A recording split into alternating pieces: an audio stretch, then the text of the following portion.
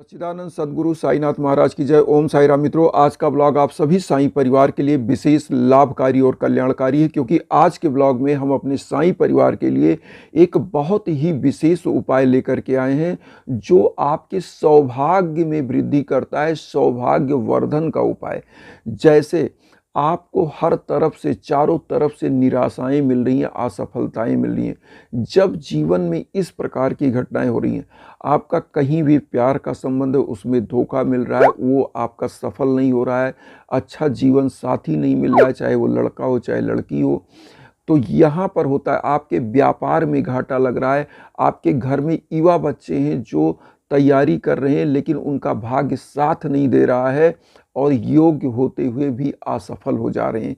Business इस रूप में घाटे में जा रहा है कि मान लीजिए आपने इन्वेस्टमेंट तो बहुत अच्छा किया, लेकिन जब उसका जो लाभ होता है, जो इनकम होता है, वो जितना आपने इन्वेस्ट किया, बिजनेस में इन्वेस्टमेंट है, उससे कम हो रहा है, तो इसका मतलब वो भस्मासुर बन गया।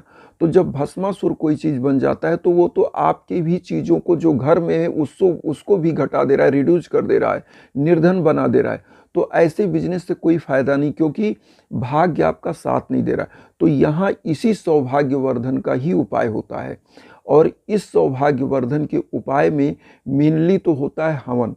आपको मैं बताऊं, और हवन होना चाहिए योग्य ब्राह्मणों से, योग्य लोगों से। अब हवन लोगों को मैं इसलिए नहीं बताता क्योंकि हवन हो जाता है बड़ा, और हवन जब बड़ा हो जाता है तो लोग उसको समझ नहीं पाते हैं, क्योंकि 9 ग्रहों का होता है, गणेश भगवान का होता है, विष्णु भगवान का, फिर साईं बाबा का, और पूर्ण आहुति। तो इतना करने में हर आदमी हर चीज़ में तो उस्ताद होता नहीं है कि हर चीज़ का जानकार होता है।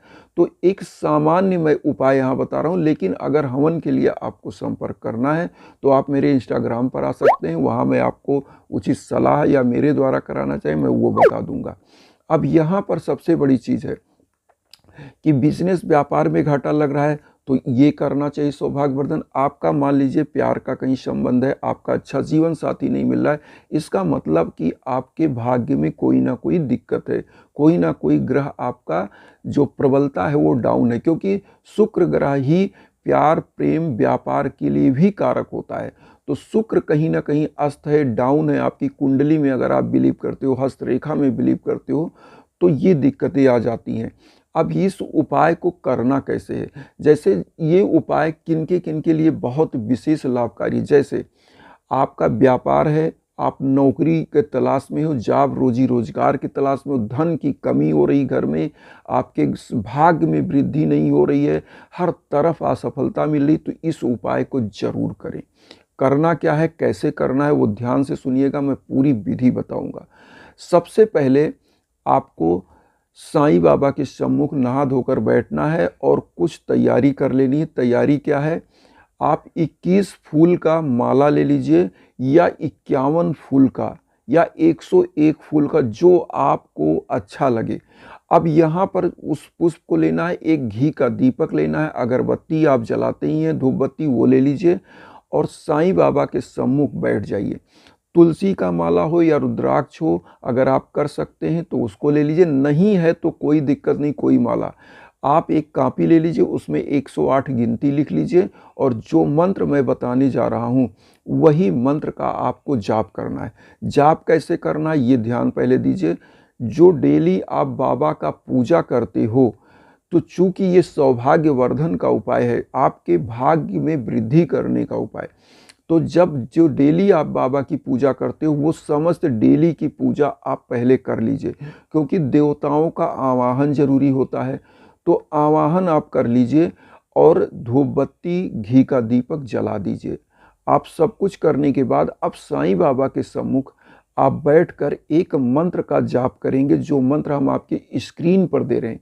ओम भक्तावन प्रतिज्ञाय नमः, ओम भक्तावन प्रतिज्ञाय नमः।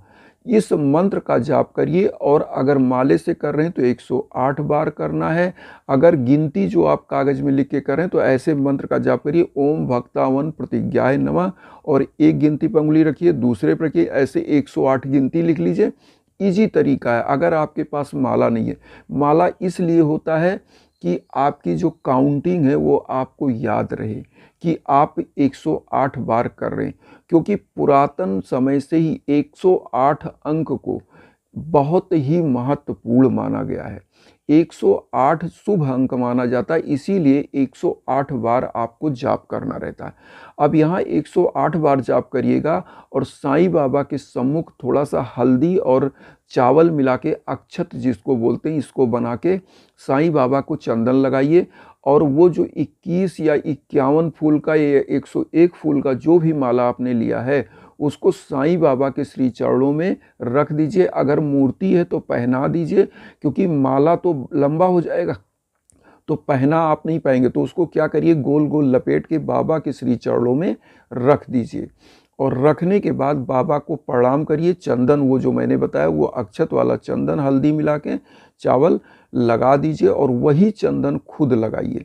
और लगाने के बाद अब यहाँ पर आपको करना क्या है, जो घी का दीप आपने जलाया है, तो जिनके व्यापार में घाटा लग रहा है वो क्या करें कि कुछ पैसे बाबा के श्री चरणों में चढ़ा दे, जैसे 11 रुपये 51 रुपये जो भी चढ़ा पाएँ, और उसके बाद वो क्या करें, उसी को उसी घी के दीपक से सेक कर अपनी तिजोरी में रख दें।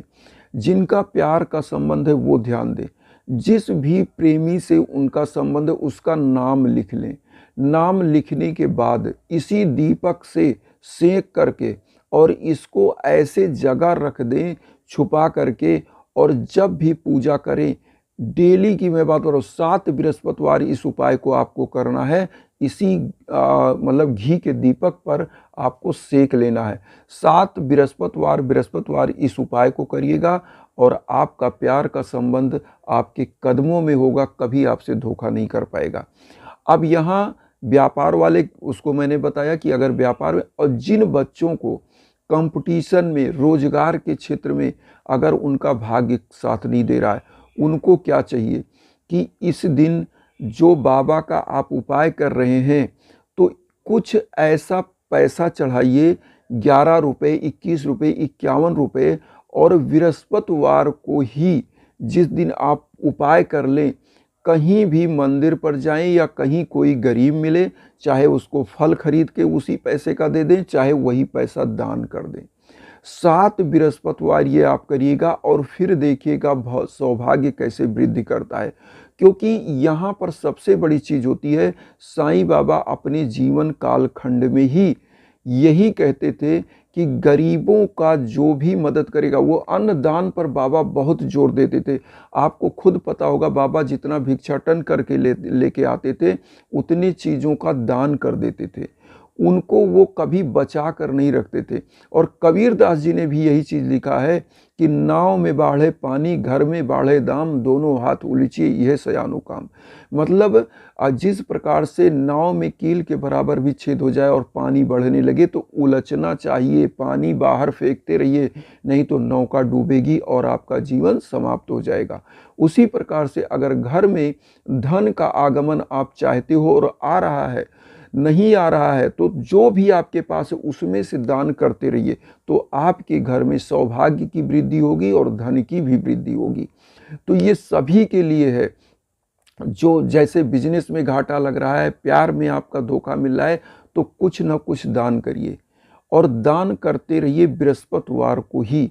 और योग्य ब्राह्मणों से, जैसे मैंने बताया हवन के बारे में, आप हवन कराना चाहते हैं मेरे द्वारा, अगर मेरे माध्यम से, तो मैं इंस्टाग्राम का जो लिंक दिया हूँ उस पर आप आ सकते हैं। मेरे लायक जो है, मैं अपने साईं परिवार के लिए फ्री ऑफ कास्ट हूँ। हाँ, जो लागत आती है हवन की वो आप सब जानते हैं कि कितना महंगी लकड़ियाँ आती हैं, कितना चीज़ें, तो वो चीज़ चूँकि मैं लगभग 7 से 8 हज़ार 10 हज़ार महीने का अपने तरफ से आप लोगों की जो अर्जियाँ लगाता हूँ, फल फूल वितरित करता हूँ, तो आप समझ सकते हैं कि हर व्यक्ति के लिए मैं हवन की सामग्री लेकर कर पाना मेरे लिए संभव नहीं हो पाता। इसके लिए मैं क्षमा चाहूँगा आप लोगों से, क्योंकि आप मेरे साईं परिवार हैं और मैं आप लोगों के साथ ज़िंदगी भर, जब तक ज़िंदगी में बना रहूँगा और आप लोगों का सहयोग करता रहूँगा। और वसुधैव कुटुंबकम की जो मैं भावना लेकर चलता हूँ, वो चीज़ आप लोग अपना प्यार आशीर्वाद चैनल को सब्सक्राइब करके जुड़िए, जिससे हम लोग